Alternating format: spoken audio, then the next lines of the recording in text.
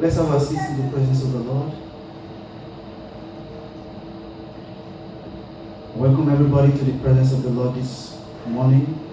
Welcome to Christ Apostolic Church, Living Waters, New York, Pennsylvania. And today is Sunday, 14th of July, 2019. We thank God for those 5 years, brothers, in this month of perfection. We bless His holy name. We give Him all the praise. God is good, He's wonderful, and He's worthy to be praised. In this month, God will perfect all that concerns us in the mighty name of Jesus. We're continuing in our series of God of perfection, in the month of perfection. Last week, we looked into the question that He asked Moses. And we are also not excluded from the question, who made you? And when Moses realized who made him, he went back to them. But today we want to look into this, what I titled, Fix Me, O Lord, to fit in your plans for my life. Hallelujah. Fix me up, O Lord, to make me fit in to your plan for my life. For perfection to take place, there has to be a fitting into the plan. The New Living Translation of Romans 8:28 says, all things work together for good to them who love God and to them who are fitting into His plan. King James Version put it this way, to them that are called according to His purpose. But the New Living Translation, the Living Bible says, to them who are fitting into His plan. But there is an issue we have in our world today, that instead of us fitting into the plans of God, we discover that we are fighting into the plans of God. We need to ask ourselves today, am I fitting in or am I fighting in? The answer lies in our lives. Looking into our lives, what are we doing? Or how are we living that purpose? So many people are fighting into the plan that God has laid for them, instead of fitting into it. But for the fitting to become manifest, there has to be a fixing. There has to be a fixing. God needs to fix us in order for us to fit into the plan. I want us to open our Bibles to the book of Jeremiah. Jeremiah chapter 8, or chapter 18. Jeremiah 18. We want to read how God directed Jeremiah to understand for fitting to take place, there has to be a fixing up. And when the fixing up comes, the fitting will be a perfection of what has been fixed up. I read from verse 1, Jeremiah 18. The Lord gave another message to Jeremiah. He said, go down to the potter's house, where clay pots and jars are made. I will speak to you while you are there. So I did as he told me. I found the potter working at his wheel. But the jar he was making did not turn out as he hoped to be. So the potter squashed the jar into a lump of clay and started over again. Let's stop there. Or let me read to verse 6. Then the Lord gave me this message. O Israel, cannot I do to you as this potter has done to his clay? As the clay is in the potter's hand, so are you in my hand. God is asking us, as he asked Israel, that Jeremiah was sent to. Can I not do to you as the potter has done to this clay? You are also in my hand as the clay is in the hand of the potter. God is saying He wants to do with us as He has dealt with the potter, as He has dealt with the clay, that He wants to, after dealing with us. In my childhood days, we always make molds. We play with molds. We with clay. Growing up, even going to the elementary school, even in the secondary school or in the high school, as the case may be, we have mold, clays that we play with. Not to play with it, but to make something out of it. And we have made a lot of things with the clay back in those days. Even sculptures. People carve sculptures out of it. And we have art class where we do make clay. And when during the process of making the clay, making the sculpture out of the clay, some things may not really fit into the way we want. And what do? Even after the clay has dried, and we see that, maybe we are making a sculpture of a human or a sculpture of a furniture, you see, this is not the way I want it to be. You break it down, add water to soften it, and start over again. And in breaking it down, some people will say, why are you doing this? It's beautiful. And we say, it may be beautiful to you, but to me, this is not what I want. God told Jeremiah to go to the potter's house. And he says, but the jar he was making in verse 4 did not turn out as he had hoped. So the potter squashed it. In other words, the potter broke it down into a lump of clay and started over again. Growing up, when we graduated from using clay to using what they call plasticine. It was here in America that we got to understand there is Play-Doh. But back in Nigeria, back in Africa, there is plasticine. It's just as Play-Doh, but it's thicker than Play-Doh. It's stronger than Play-Doh, and it's easier to make.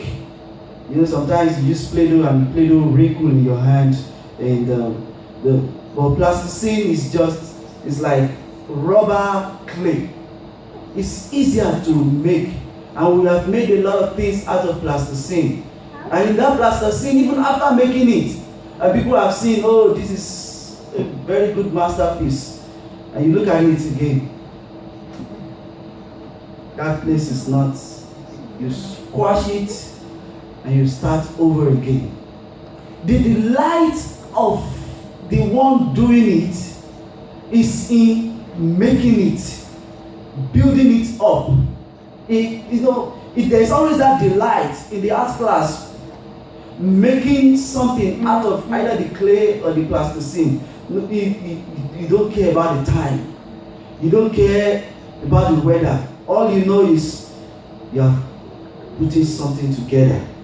And some people may be looking at you, you're wasting your time. You're smearing your body. But I am making a masterpiece. And when it is done, I will be happy with what I have done. And God told Jeremiah to tell the people of Israel, and He's telling us today, can I not do to you as the potter has done to his clay? As the clay is in the hands of the potter, so are you in my hands. We're in the month of perfection. And that passage, point passage, Psalm 138 verse 8 says, God will work out what concerns me. In other words, God will perfect what concerns me. and in perfecting it, God may look at us, say, all things work together to those who are fitting into His plan. But for you to fit into the plan, I have to fix you up. I have to fix you up. And in fixing you up, the first thing God needs to do is to break you down.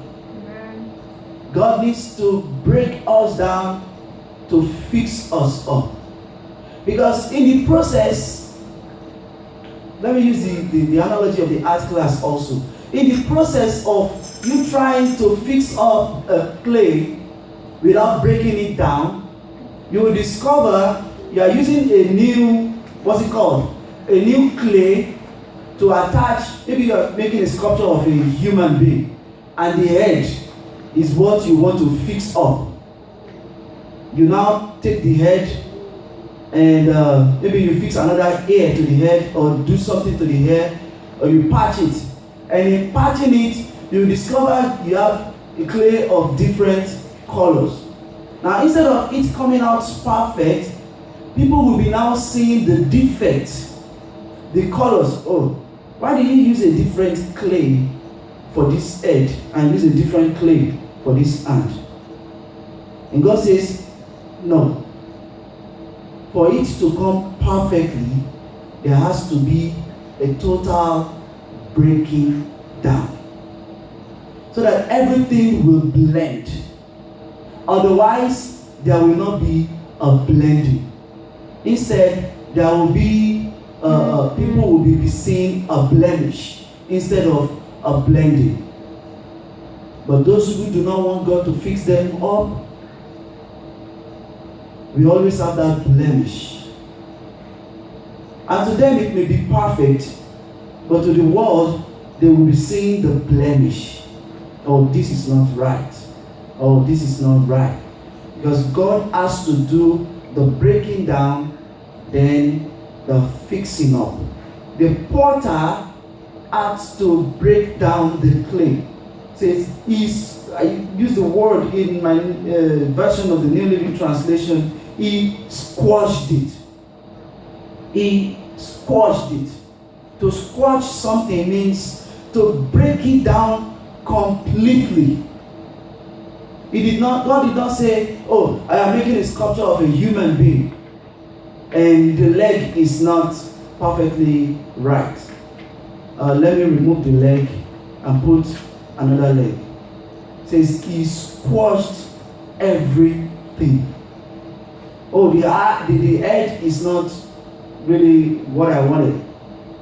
Let me remove the head and fix another head. No, he squashed everything to the body.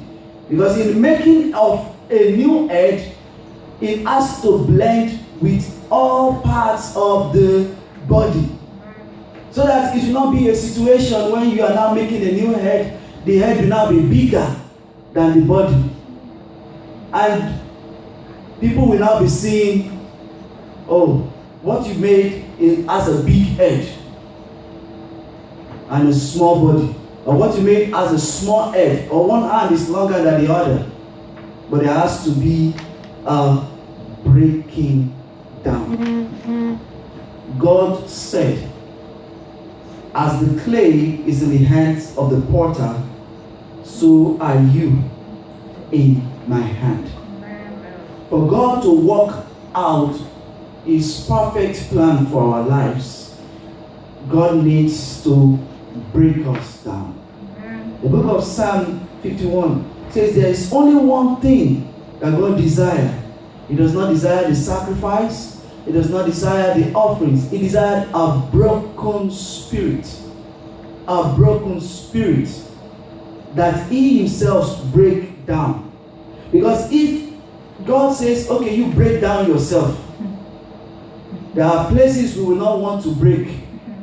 There are places we will just use empathy to say, oh, I like the way my hand is. Though I don't like the way my leg is. So let me break my leg and leave my hand. Oh, I like the way my legs are, But I don't like the way my head is. Let me break my head and leave my legs alone. We may have sympathy for some parts of ourselves. Oh, I like my vision very well. My eyes can see. Oh, you can see very well. But it seems it's my tongue that needs to be broken. So let me break my tongue. And there are some things I love to see which are personal to me. So I don't want to lose those vision. I don't want to lose it. So let me leave my eyes alone. No. God says, since you are the clay in my hands, I have to squash you. I have to break you down. And in breaking down, God now to build us up. Let's quickly open our Bibles to the book of 2 Timothy. 2 Timothy chapter 2.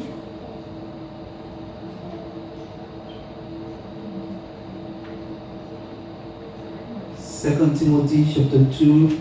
I'll read from verses 20 to 21. 2 Timothy 2, 20 to 21. It says, in a great and wealthy house, there are vessels unto honor, and using the New Living Translation with some additional emphasis, there are vessels unto honor made of silver and gold, and some are made of wood and clay. The vessels unto honor are for special occasions, and the vessels unto dishonor are the cheap ones. If you keep yourself pure, you will be a vessel God can use for His purpose. Your life will be clean, and you will be ready for the Master to use you for everyday work. There are vessels that are just like trash. You know, when you are, maybe you get a bucket or you get some things and the bucket is broken and cannot be mended. Sometimes we turn them to trash or to trash can. It's of no use anymore. Let me just discard it.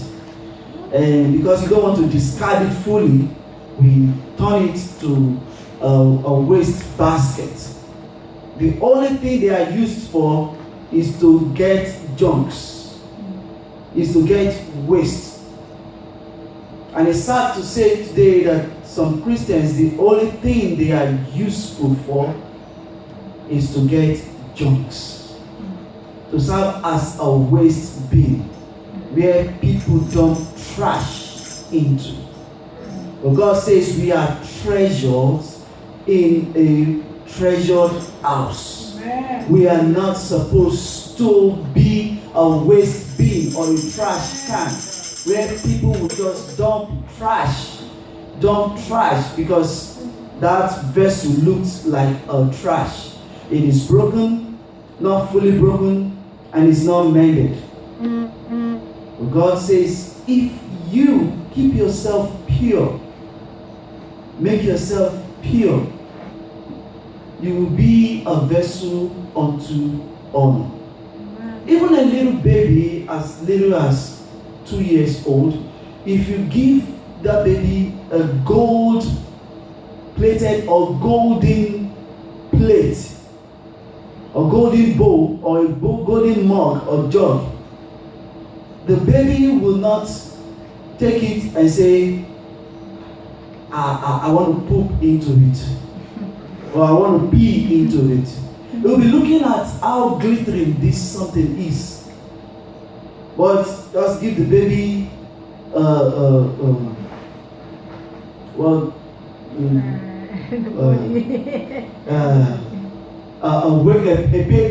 basket. The first thing he will do with the basket is to be looking for trash. This is a basket for trash. Let me be putting things into it. But this one that is glittering, that is so beautiful, will just be like petting it because there's something about this. It says, if you keep yourself pure, you will be a vessel God can use for His purpose. That means there is a purpose for our lives. What God is in need of is to work out the person of the purpose to fit in the purpose of the person. Amen. And that is when the perfection comes. Romans 8:28, all things work together. Hallelujah. All things work together. Either you are facing a difficult situation, it works together. Either the road is smooth and plain and sweet, it works together. It says for our good and for those who are called according to His purpose. The New Living Bible says for those who are fitting into His plan. That means God fixes us to fit into His plan, and He makes everything work together. And in that fixing, to fix us up, let's read, open our Bibles to the book of Matthew. Matthew chapter 11. That particular statement Jesus made carries a lot of weight. Matthew chapter 11, verse 28 to 30. It says, "Come unto me, all you who are weary and carry heavy burdens, and I will give you rest. Take my yoke upon you, let me teach you, because I am humble and gentle, and you will find rest for your soul. For my yoke fits perfectly, and my burden, the burden I give you, is light."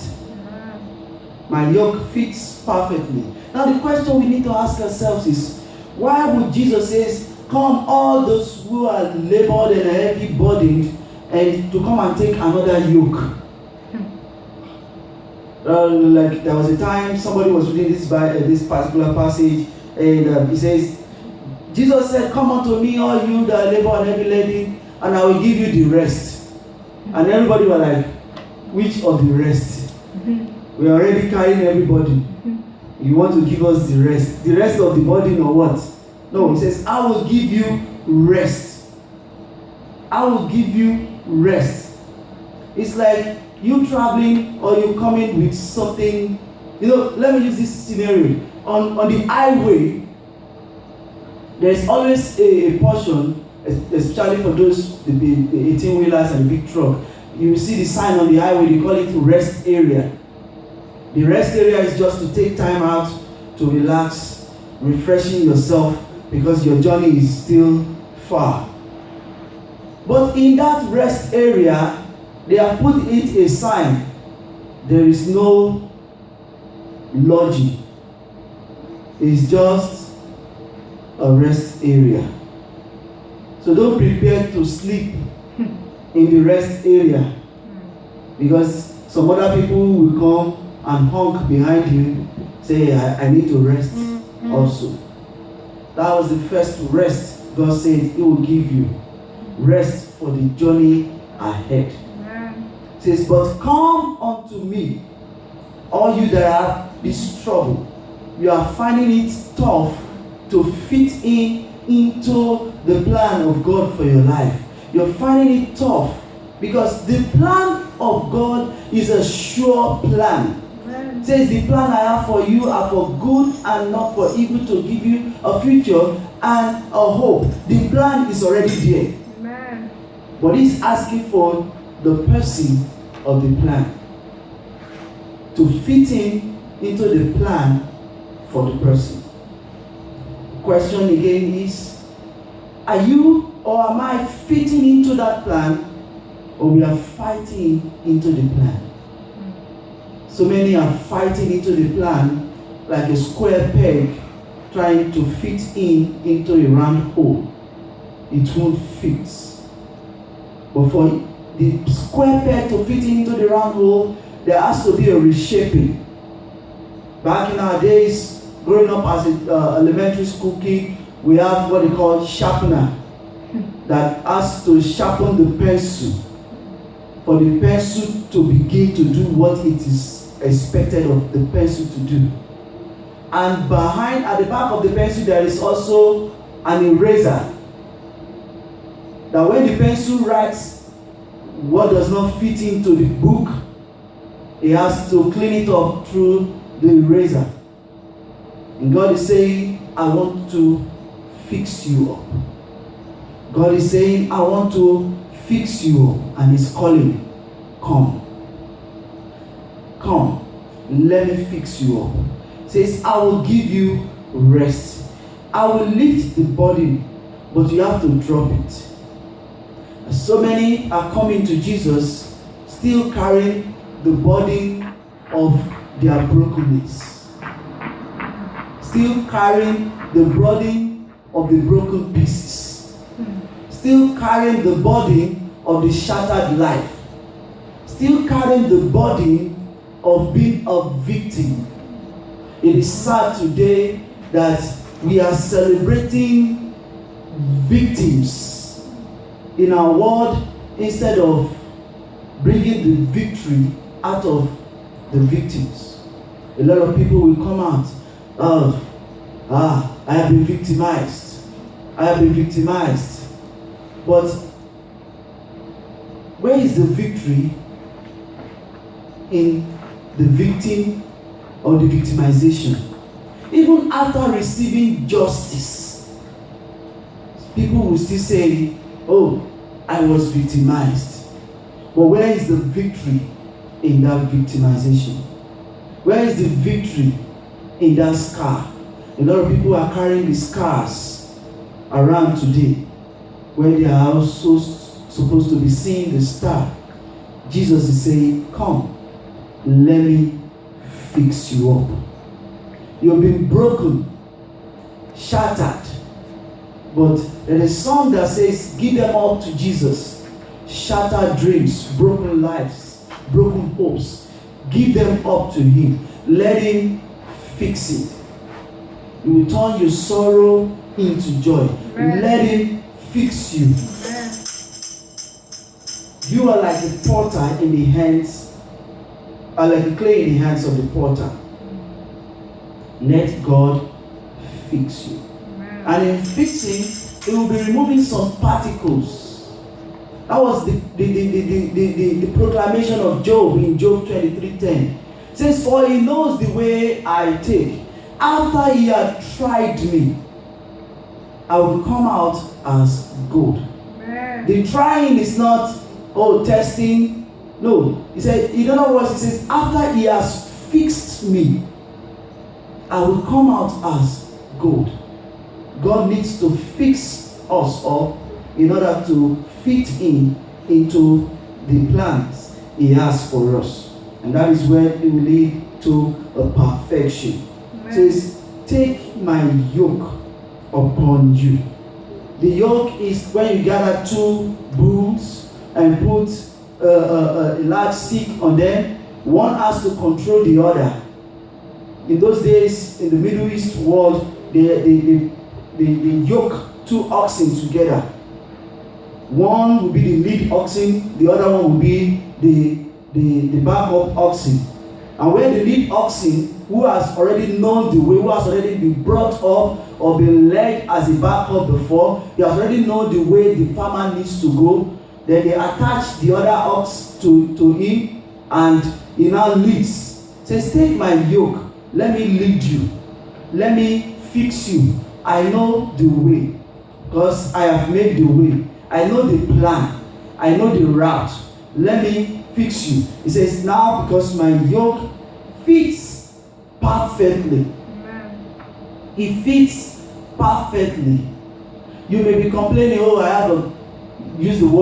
have a big head. It fits perfectly.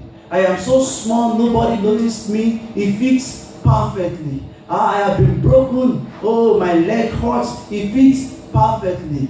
My heart has been broken, shattered. It fits perfectly. I cannot see well because my vision has been damaged. It fits perfectly. My voice has been lost. People don't recognize my voice again. It fits perfectly. It says my yoke fits perfectly. Forget about what has happened. Let's talk about what I'm about to do. It says, and you will find rest for your souls. Imagine God has said, I will give you rest. He now said, you will find. The first rest is the rest finding in the salvation, drawing close to Him that, oh, I have found God. He has given me. He has given me the life. He has given me the joy. He has given me the hope. Amen. He has given me a welcome, the peace. But what do I need to find? I need now to find out what has God got for me.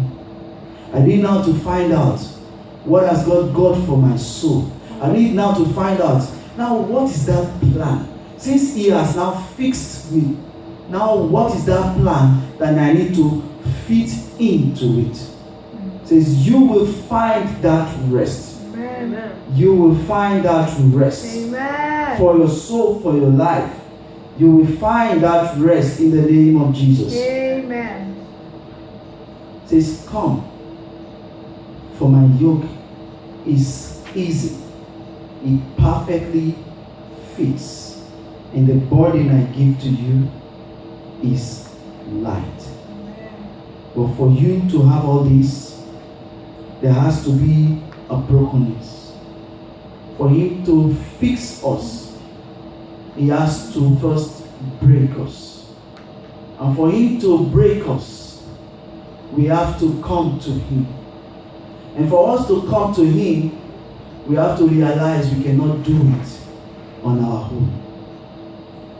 If we do not deceive ourselves, we realize we have been trying to fix things up on ourselves. And we're trying to fight our way into the plan. Sometimes we did not even discover the plan. We fight our way into the plan of others. We fight our way into the plan of the crowd. We fight our ways into the plan we think is good for us. And even when we discover the plan of God, we fight our way into the plan. Please come unto me, and I will give you rest. I want us to stand up as we pray. Let's tell God, Lord, fix me up to fit in your plan for me.